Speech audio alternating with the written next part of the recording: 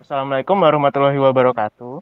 Di sini kami dari kelompok PNS akan menjelaskan tentang proposal penelitian kami, yaitu di sini kami mengambil tema tentang pengembangan aplikasi reminder berbasis lokasi menggunakan teknologi geofencing pada platform mobile. Sebelum kita masuk ke inti dari presentasi ini, saya akan mengenalkan anggota kelompok saya terlebih dahulu. Yang pertama ada Arhab Daifullah dengan 3 digit NIM terakhir 001. Lalu yang kedua ada Andi Hikmal Parakasi dengan 3 digit NIM terakhir 002. Lalu ada Faiz Muhammad Hakim dengan 3 digit NIM terakhir 020. Dan di sini saya sendiri Kala Benaka Meswara dengan 3 digit NIM terakhir 034. Langsung saja kita menuju ke latar belakang. Di sini ada 3 poin penting di latar belakang, yaitu yang pertama mengenai manajemen waktu merupakan sebuah kewajiban sekaligus tantangan bagi mahasiswa. Yang kedua, aplikasi reminder yang sudah ada umumnya hanya berdasarkan waktu saja, belum ada fitur yang mempertimbangkan lokasi pengguna. Lalu yang ketiga, teknologi geofencing meningkatkan relevansi aplikasi reminder melalui notifikasi berbasis lokasi. Nah, dari 3 poin ini kita mendapat kesimpulan gitu. Kalau misalnya kita sebagai mahasiswa rata-rata umurnya tuh kurang lebih 19 sampai 25 tahun itu sudah dituntut untuk hidup lebih dewasa. Semua kita lakukan sendiri, mungkin dari mengatur jadwal waktu, lalu kita kapan harus ke kampus, lalu juga kapan itu harus tugas. Jadi dari aplikasi ini kita berharap kalau nantinya kita bisa mengintegrasikan teknologi geofencing atau map ke bahasa umumnya, kita menggunakan map pada aplikasi reminder itu tadi. Lalu selanjutnya ada beberapa identifikasi masalah ya di sini. Yang pertama, kita menemukan bahwa aplikasi pengingat atau reminder biasanya hanya berbasis waktu saja, waktu dan kalender. Jadi belum ada yang menggunakan konteks seperti map tadi. Lalu juga yang kedua kita menemukan masalah yaitu keterbatasan implementasi geofencing dalam aplikasi non-transportasi. Biasanya yang ada tuh kalau nggak ya buat map rute, ya mungkin buat transportasi seperti ojek online atau bis dan sebagainya. Untuk yang di luar itu masih sangat minim. Yang ketiga, kekhawatiran pengguna terhadap privasi data lokasi. Karena ini nantinya mungkin akan berbasis 24 jam ya, real time. Kemungkinan besar itu datanya akan diambil terus kan. Nah, ini bagaimana caranya nanti kita agar privasinya para pengguna tetap terjaga.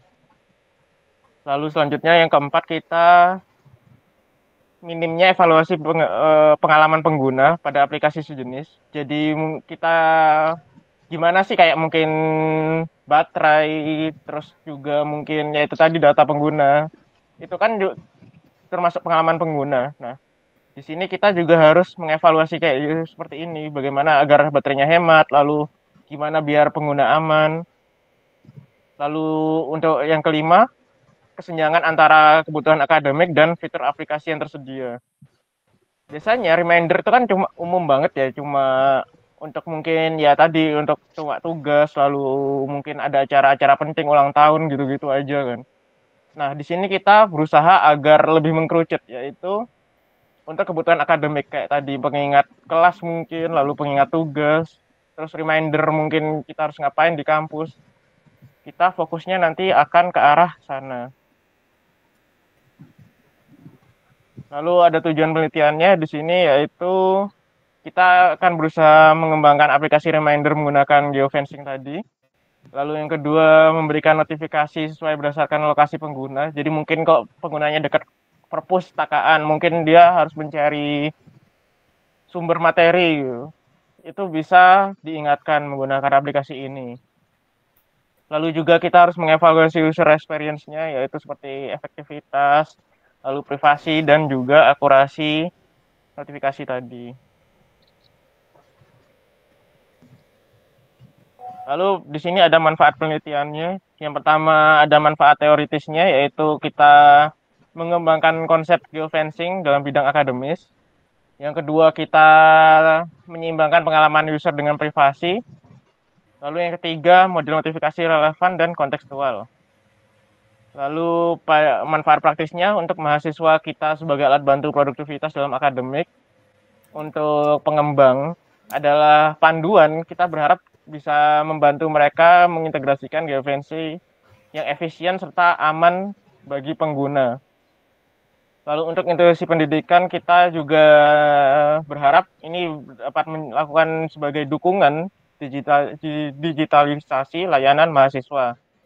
Dan yang terakhir untuk masyarakat, kesadaran pentingnya pelindungan data lokasi. Selanjutnya akan dilanjutkan oleh teman saya. Di sini ada 5 kajian teori yang kami gunakan sebagai landasan konseptual untuk mendukung dan memperkuat konsep yang kami lakukan ini. Yang pertama ada aplikasi reminder yang merupakan satu sistem yang dirancang untuk mengingatkan pengguna terhadap suatu pekerjaan, aktivitas, tugas, atau hal penting berdasarkan tanggal dan waktu yang sudah ditentukan dalam aplikasi. Dan yang kedua itu adalah database yang merupakan sebuah kumpulan data yang disimpan secara sistematis dalam komputer. Dan untuk mengakses data tersebut harus menggunakan program basis data tertentu. Jadinya ada aplikasi mobile, yakni merupakan sebuah perangkat lunak yang khusus untuk digunakan pada perangkat mobile seperti smartphone, tablet, dan sejenisnya. Dan ada Android Native Development. Ini adalah suatu pendekatan dalam pengembangan aplikasi menggunakan bahasa menggunakan Java dan Kotlin yang memang diperuntukkan untuk mobile. Kemudian selanjutnya ada geofencing client.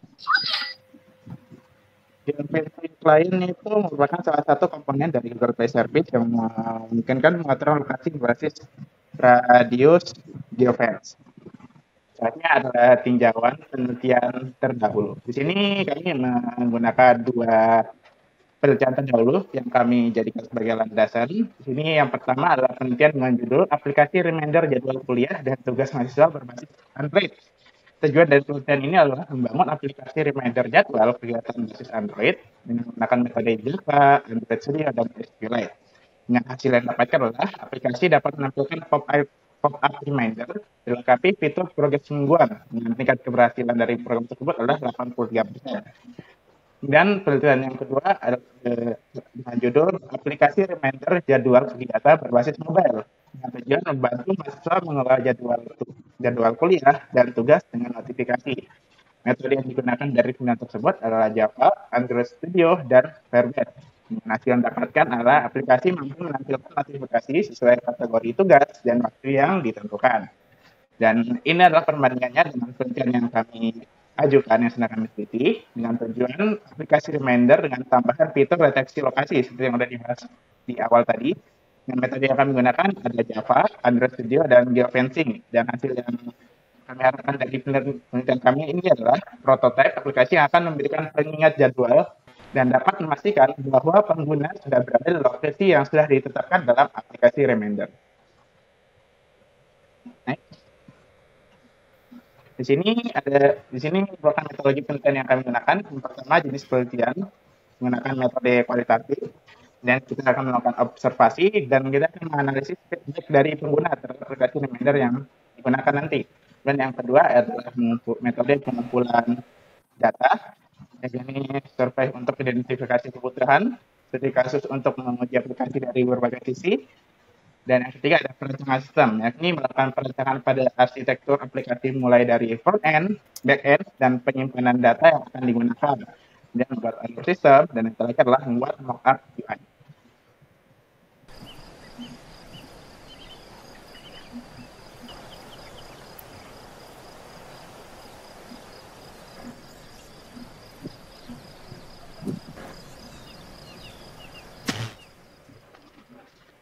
Selanjutnya akan dijelaskan oleh teman saya.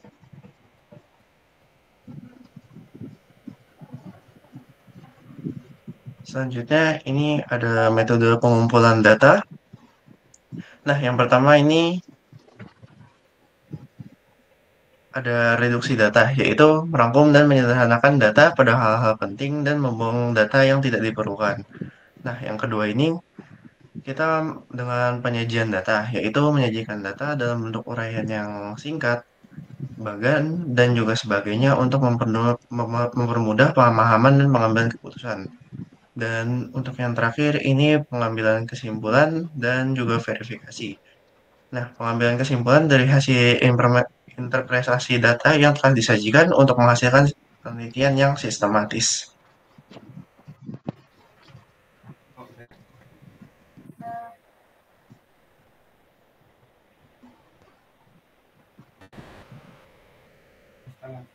Baik, jadi selanjutnya untuk perangkat tools yang digunakan. Jadi di sini kami menggunakan beberapa perangkat tools, diantaranya yang pertama ada Android Studio, yaitu ide untuk mengembangkan aplikasi Android menggunakan Java atau Kotlin. Kemudian yang kedua ada Firebase, yang dimana Firebase ini adalah layanan backend untuk notifikasi dan penyimpanan data real time. Terus yang ketiga ada Flutter. Flutter ini adalah framework UI untuk membuat aplikasi cross platform dengan bahasa Dart. Terus yang keempat ada SQLite, yang dimana SQLite ini adalah database lokal ringan untuk penyimpanan data reminder. Yang kelima ada Figma yang dimana kita bisa tidak menggunakannya secara opsional, yaitu adalah tools desain UI UX untuk membuat prototipe aplikasi. Yang keenam ada Node.js dan Express.js, juga opsional, bisa tidak digunakan. Ini untuk backend REST API jika aplikasi butuh sinkronisasi online. Dan yang terakhir ada Node.js dan Express.js, juga opsional untuk penjadwalan pengingat berbasis waktu di Android. Next.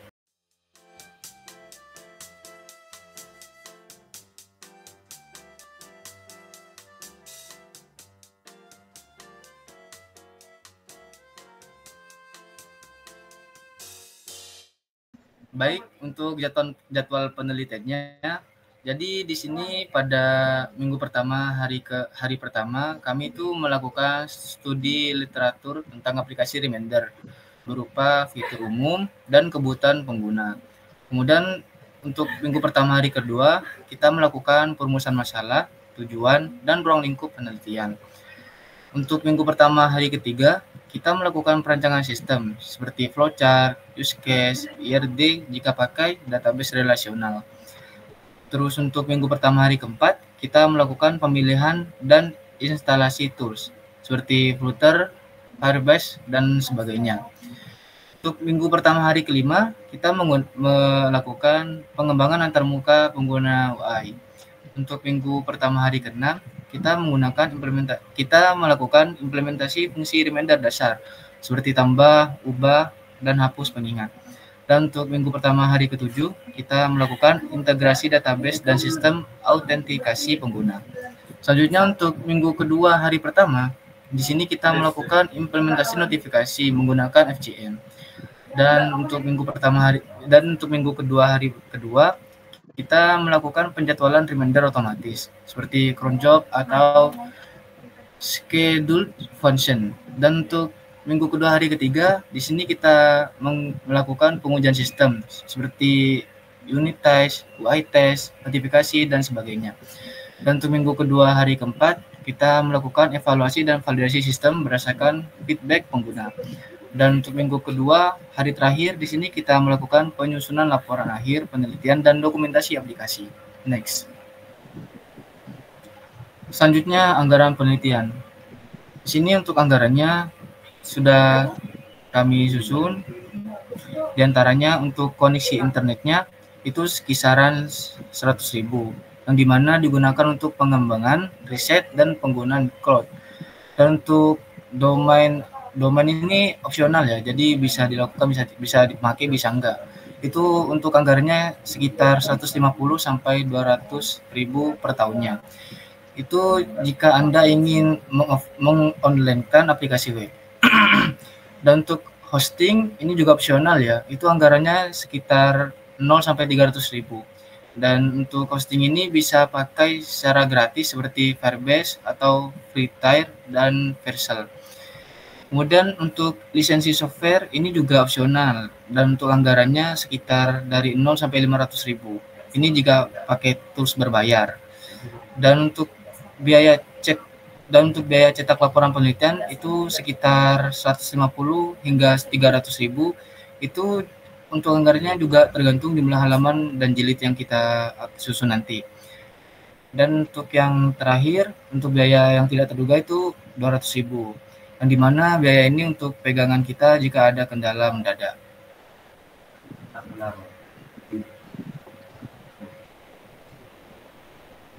Mungkin sampai di sini presentasi dari kelompok kami. Mohon maaf jika ada kesalahan teknis atau kesalahan kata. Sekian dari kelompok kami. Assalamualaikum warahmatullahi wabarakatuh.